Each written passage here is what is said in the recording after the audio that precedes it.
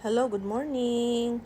Ayan po, ngayong umaga, andito tayo sa farm at biniyayaan tayo ulit ng bagong mga piglets. So, dito sa parang number 1 ko, meron tayong 11 na piglets na pinanganak niya pero 10 lang po ang nabuhay.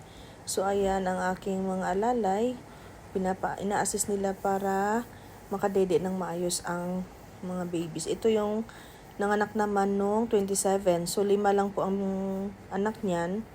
First na anak po niyan ito. Itong aking inahin.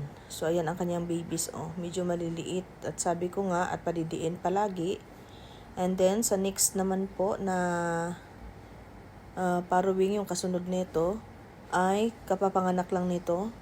So, pero ano na rin po yan, buntis na. Ito rin, na breed na rin yan. At buntis na rin yan siya. At ito ay mga anak na kaya ganyan din ang kanyang posisyon. So, inihintay pa yung araw na manganganak siya. Due date niya na rin this week. So, from April 3 hanggang April, 115 to 120 days silang mag-waiting ng panganganak. So, ayan ang aking munting pangkabuhayan. So, nililipat yan sila dyan sa may kabila pagkatapos nilang dumede para pwede silang iwan.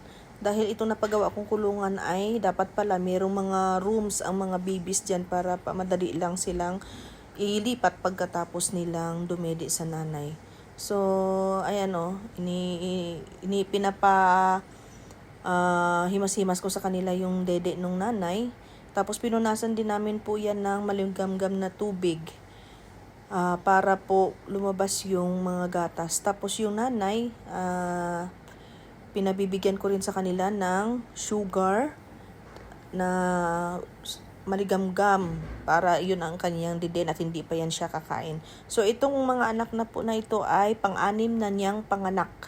So sa mga past panganak niya, meron siyang 14, 13, 12. And then, dati pa meron siyang 9. So, ngayon is 11 ang naging anak niya and 10 ang nabuhay.